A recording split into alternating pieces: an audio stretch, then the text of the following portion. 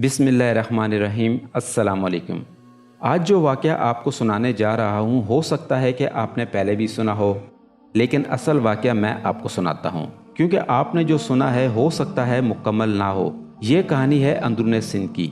अंदरून सिंध में एक इलाका था जहाँ पर गरीब और मजदूर हिंदू रहते थे। 80% आबादी झोंपड़ी में रहती थी और 20% लोगों के पक्के मकान थे। इस गांव में एक लड़का था जिसका नाम था शंकर। वो गोरा, खूबसूरत और बॉडी बिल्डर टाइप का दिखता था।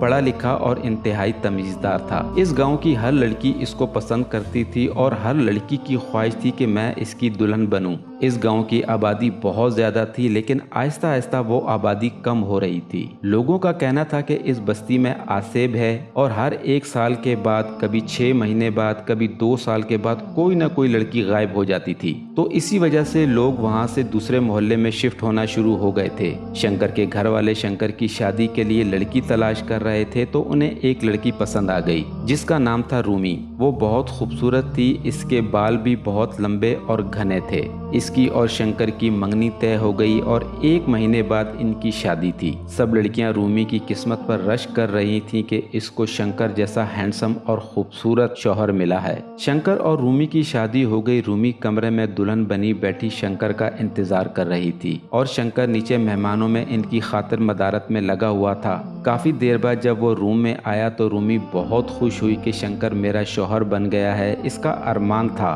कि मैं शंकर की दुल्हन बनूं। आज इसका वो अरमान पूरा हो गया था। जब सुबह शंकर सोकर उठा तो देखा रूमी गायब थी। इसने अपने घर वालों से पूछा कि रूमी कहाँ है, तो घर वालों ने कहा वो तो अपने रूम में ही थी। इसने कहा नहीं, मैं सुबह उठा तो वो नहीं थी। सब ने मिलकर रूमी को बहुत ढूंढा, लेकिन वो ना मिली। वो कहाँ गायब हो गई, कहाँ चली गई, आज तक इसका पता ना चल सका। शंकर कुछ उदास उदास रहने लगा, लेकिन इस मोहल्ले में साल 2 साल में एक न एक लड़की गायब होती ही थी। तो वो समझे कि शायद इस बार रूमी की बारी थी, इसीलिए वो गायब हो गई। शंकर के घर वाले भी बहुत परेशान थे कि ये क्या हुआ है। इस बात को तकरीबन 1 साल हो चुका था। अब शंकर के घर वाले शंकर से कह रहे थे कि बेटा कब तक इस तरह बैठे रहोगे, दूसरी शादी कर लो। तो शंकर ने कहा जैसे आप लोगों की मर्जी, और वो उसके लिए फिर से दूसरी लड़की देखने लगे। अब जो उन लोगों ने दूसरी लड़की देखी थी इसका नाम था जूली। जूली भी बहुत खूबसूरत थी, गोरी रंगत, बड़ी बड़ी आंखों वाली, नाजुक सी स्लिम जिस्म की मालिक थी। 15 दिन बाद इन दोनों की शादी होनी थी, जो हंसी खुशी हो गई।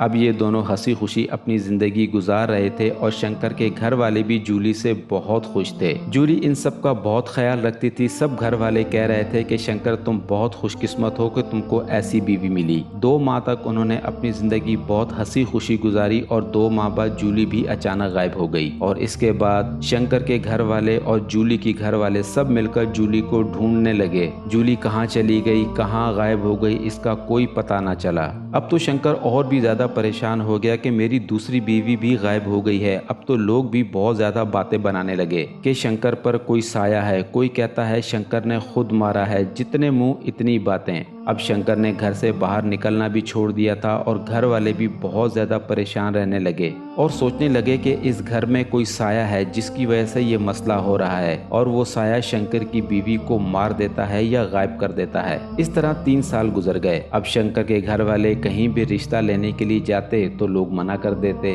तो उन्होंने सोचा हम दूसरे मोहल्ले में घर ले लेते हैं, वहीं पर शंकर की शादी कर देंगे। तो उन्होंने वहाँ से घर बेचकर दूसरे मोहल्ले में घर ले लिया। अब जिस मोहल्ले में इन लोगों ने घर लिया था वहाँ पर एक लड़की रहती थी जिसका नाम था अंजलि। अंजलि बहुत बदनाम थी इस मोहल्ले में। बदनाम होने की सबसे बड़ी वजह इसकी 3 शादियां थी। इसकी 3 शादियां हो चुकी थी और हर दफा शौहर मर जाता था। कोई कहता था कि इस पे जिन का साया है, और कोई कहता ये खुद मार देती है, कोई कहता ये मनूस है जिससे ये शादी करती है, वो साया इसके शौहर को मार देता है। और सबसे मजे की बात, वो 30 साल की होने के बावजूद 19 साल की इंतहाई खूबसूरत नौजवान दिखाई देती थी। बहुत ज़्यादा खूबसूरत थी, गोरी चिट्टी, लंबे बाल, दराज कद, बड़ी बड़ी आंखें। कोई कहता ही नहीं था कि ये 30 साल की लड़की है, और इसके 3 शौहर मर चुके हैं। अंजलि बहुत चुप रहती थी। वो इंतहाई मासूम और प्यारी लड़की थी, लेकिन लोग इसके बारे में बातें बना बना कर थकते नहीं थे। मुझे भी इस पर बहुत तरस आता था कि इसमें इसका क्या कसूर है। जिंदगी मौत तो अल्लाह के हाथ में है, और मैं तो अंजलि को कसूरवार नहीं समझता था। लोग कहते थे कि मनूस है, जिस घर में जाती है शौहर को खा जाती है। मतलब ये कि शौहर मर जाता है। अंजलि की जब पहली शादी हुई तो इसके शौहर को करंट लगा और वो दूसरे दिन ही बेवा होकर अपने घर वापस आ गई। और फिर 3 साल बाद दोबारा शादी हुई एक बिजनेसमैन से। इसको 2 दिन बाद अटैक हुआ और वो भी मर गया और फिर बेवा होकर अपने घर वापस आ गई। और तीसरी शादी जिस लड़के से हुई थी, इसका पांव सीढ़ियों से फिसला और वो नीचे गिरा और वो भी मर गया। और एक बार फिर वो बेवा होकर अपने घर वापस आ गई। अब तो घर वाले भी बहुत ज्यादा परेशान थे। उन्हें समझ नहीं आ रहा था कि ये सब क्या हो रहा है। मोहल्ले वाले तो इसको मनहूस समझते ही थे, अब अपने बहन भाई और घर वाले भी इसको मनहूस समझने लगे। इससे कोई बात नहीं करता था, हर कोई इससे कतराता। अगर वो गली से गुजरे तो लोग अपना रास्ता बदल लेते। शंकर के घर वाले अंजलि के मोहल्ले में शिफ्ट हो गए थे और उन्हें अंजलि के बारे में बस इतना पता था कि इसके 3 शौहरों का इंतकाल हो चुका है। अब उन्होंने शंकर की शादी कहीं ना कहीं तो करनी थी, क्योंकि अपने मोहल्ले में तो कोई रिश्ता दे नहीं रहा था। तो उन्होंने सोचा क्यों ना अंजलि के घर वालों से अंजलि को मांगा जाए। तो वो अंजलि के घर पहुंचे और इसके रिश्ते की बात की। अंजलि के घर वाले पहले ही बहुत परेशान थे। जब उन्होंने ये रिश्ता देखा तो उन्होंने फौरन हाँ कर दी। दोनों की शादी फौरन ही तय हो गई और 3 दिन बाद इनकी शादी थी। शंकर के बारे में मशहूर था कि वो अपनी बीवियों को गायब कर देता है और यहाँ अंजलि के बारे में मशहूर था कि वो अपने शोहरों को मार देती है। बहरहाल इन दोनों का रिश्ता पक्का हो गया। ये दोनों एक दूसरे की सच्चाई से नावाकिफ थे, लेकिन मोहल्ले वालों को सब पता था इन दोनों के बारे में और मोहल्ले वाले भी बहुत खुश थे क्योंकि इन दोनों की शादी हो रही थी। शंकर भी 3 बीवियों का कातिल कहलाता था और अंजलि भी 3 शोहरों की कातला कहलाती थी, क्योंकि वो जानना चाह रहे थे कि आखिर मसला किसके अंदर है। अब देखते हैं कि कौन मरता है और कौन जिंदा बचता है। इनके लिए ये शादी नहीं थी, एक जंग थी, देखो कौन जीतता है। बहरहाल इन दोनों की शादी हो गई और शंकर अंजलि को लेकर अपने घर चला गया। अंजलि घर में बैठी शंकर का इंतजार कर रही थी। शंकर नीचे मेहमानों में फंसा हुआ था। तकरीबन 3 घंटे बाद शंकर जब अपने कमरे में गया तो कमरे के अंदर एक अजीब सी महक थी। कमरे को बहुत खूबसूरती से सजाया गया था। शंकर ने अंजलि से बातचीत शुरू कर दी। अंजलि से कहा, सॉरी मुझे आने में देर हो गई है। अंजलि ने कहा, कोई बात नहीं, देर से ही सही, आप आ तो गए। फिर अंजलि ने इसे दूध का गिलास दिया। जब शंकर दूध पीने लगा तो इसका जायका इसे कुछ अजीब सा लगा, लेकिन फिर भी पी गया। इसे माहौल कुछ अजीब सा लग रहा था, लेकिन इसने सारे माहौल को इग्नोर किया और अंजलि के साथ बातों में लग गया। फिर शंकर ने अंजलि का हाथ पकड़ा और कमरे की लाइट ऑफ कर दी और एक ही बेड पर सो गए। शंकर ने अंजलि का हाथ पकड़कर अपने होठों से लगाया और फिर हाथ अपने मुंह के अंदर डालकर चबाने लगा। अंजलि ने चीख मारने के लिए मुंह खोला ही था, लेकिन शंकर ने तेजी से अपना हाथ अंजलि के मुंह पर रखकर इसे चीखने से रोक लिया और बड़ी बेदर्दी से अंजलि का हाथ अपने मुंह में लेकर चबाने लगा।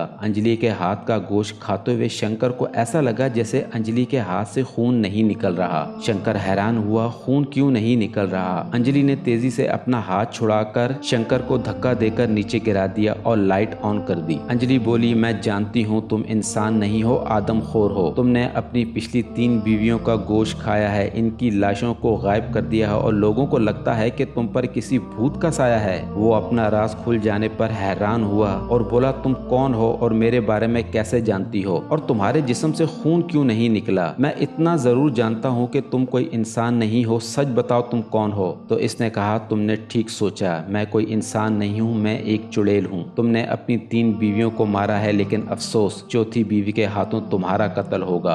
अंजलि का रंग बदलने लगा और वो एक इंतहाई खूबसूरत लड़की से एक भयानक चुड़ैल का रूप ले चुकी थी। इसे देखकर शंकर डर गया, लेकिन फिर संभल कर बोला, अगर मैंने अपनी बीवियों का गोश्त खाया है तो तुमने भी तो अपने 3 शौहरों का खून पिया है, लेकिन याद रखना मेरा खून नहीं पी पाओगी।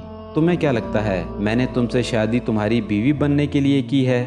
नहीं, सिर्फ तुम्हारा खून पीने के लिए की है। बस बाकी 4 और खून पी लूं तो मैं एक ताकतवर चुड़ैल बन जाऊंगी। तो शंकर ने कहा, मैं भी एक आदमखोर हूँ। तो वो दोनों बुरी तरीके से लड़ने लगे, एक दूसरे को मारने लगे। दोनों बहुत देर तक लड़ते रहे। चुड़ैल ने जग उठाकर शंकर के सर पर मारा और शंकर फर्श पर गिर पड़ा और अंजलि चुड़ैल के रूप में इसके जिस्म पर झपट पड़ी और अपने दांत शंकर के पेट में गाड़ दिए। शंकर ने उसे धक्का देकर हटाया और उसने अपने दांत अंजलि की गर्दन में गाड़ दिए। इस तरह वो एक दूसरे को मारते रहे, कभी शंकर मारता और काटता, कभी अंजलि काटती और मारती, आपस में लड़ते रहे। दोनों लड़ते लड़ते थक गए थे तो शंकर ने टेबल अंजलि के सर पर दे मारी। वार बर्दाश्त न करके तड़प तड़प कर मर गई। शंकर भी काफी जख्मी हो चुका था और उसके पूरे जिस्म से खून बह रहा था, लेकिन उसके अंदर इतनी हिम्मत नहीं थी कि वो किसी को बुला सके या किसी को आवाज दे सके। खून ज्यादा निकलने की सूरत में शंकर का भी इंतकाल हो गया। सुबह जब घर वालों ने दरवाजा खटखटाया तो दरवाजा ना खुलने की सूरत में दरवाजा तोड़ दिया गया। जब दरवाजा तोड़ा तो दोनों मुर्दा हालत में पड़े हुए थे